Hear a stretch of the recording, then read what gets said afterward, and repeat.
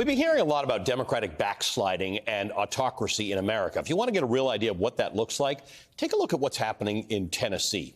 You'll remember a few months ago, the Republican supermajority in the state legislature drew national attention for expelling 2 black Democrat lawmakers. That same Republican supermajority also started taking aim at the state's largest and largely Democratic city, Nashville, by trying to cut its governing council in half against the will of the voters. Now, Tennessee is a red state. In 2020, Donald Trump won it with 61% of the vote. But thanks to gerrymandering, Tennessee Republicans in the Senate control 82% of the seats and 76% of the state House.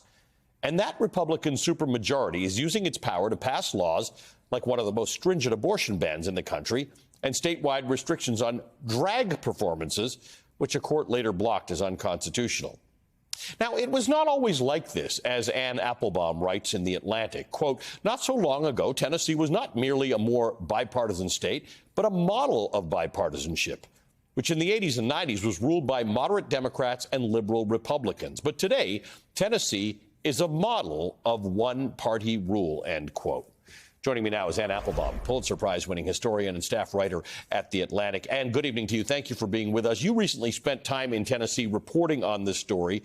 Tell me about what you found, because we know you for studying real autocracies in places where democracy has struggled around the world. Why Tennessee, and what did you learn? So first of all, it's a little tongue-in-cheek. So Tennessee is part of the United States. The Constitution applies. The Bill of Rights applies. Nashville is a lovely town. There's no Central European gloom. You know, it's not Budapest on the Cumberland. But you do see in Tennessee what is the effect of one-party rule? And there are ways in which it is reminiscent of what happens in other countries, other societies, when you have the same phenomenon. I mean, there's a technical explanation for it, or a technical reason why it's why this is true, and this is to do with some of the things you just referred to in your introduction.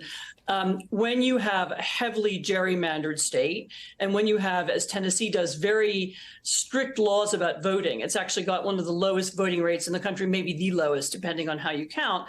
That means that lawmakers are dependent on a really tiny number of people to get elected. And very often those are the most partisan and the most radical in the state. And so you get people whose really only constituents, the only people they care about are the radicals.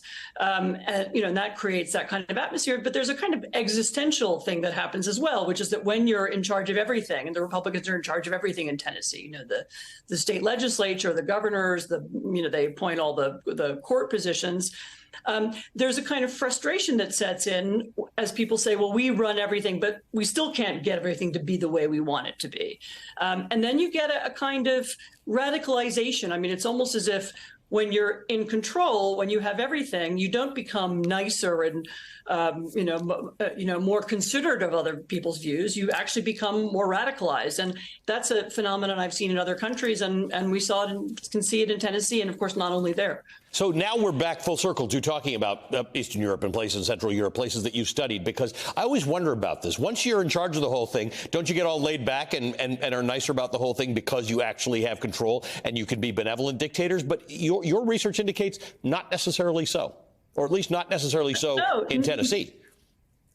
No, but I mean, the experience of total control, especially right now when you have a part of, the Republican Party, a part of the voters in Tennessee who are now very concerned about social issues. They follow very closely national media. A lot of people in Nashville kept saying to me, "Oh, all politics is national now."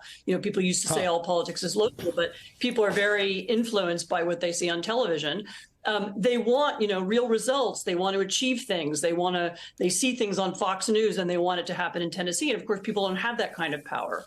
And this creates a kind of frustration. And so people become more radical. They say, we need more power. We need to silence our opponents. As we saw, you mentioned the legislators being thrown out a few months ago. That's now, that's a reflection of the frustration that the ruling party has, that it's not able to do the extreme things that its most partisan voters want it to do. I'm curious about this because when you say most politics are national now, this makes a lot of sense when you think about book bans and drag shows and things like that. I mean, anybody who grew up in a city anywhere knows that there have always been drag shows, and they can have an effect on your life or not, depending on what you choose. Most people who are involved in these book bans have not read the books that they're banning. So I'm always curious as to what's the motivation behind rank and file Republicans supporting their elected members who are going down the road of dealing with these social issues, when in fact there are real issues in Tennessee that I would assume I want my state legislature to be dealing with. Yeah, and Tennessee, as you said again in your introduction, was a model of bipartisanship where a lot of things did get done. Nashville's a really successful city. There's a lot of investment there, international investment. Companies from all over the country go there to set up headquarters.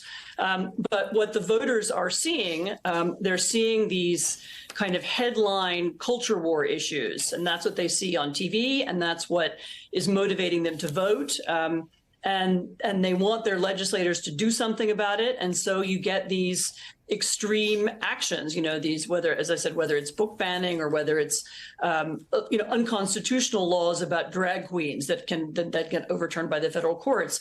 The point of enacting those things is to kind of rev up the base, get people going, show that we're fighting the culture war, but not necessarily they don't necessarily achieve much. They don't change the lives of people in the state, but that's the way politics is going in a lot of American states.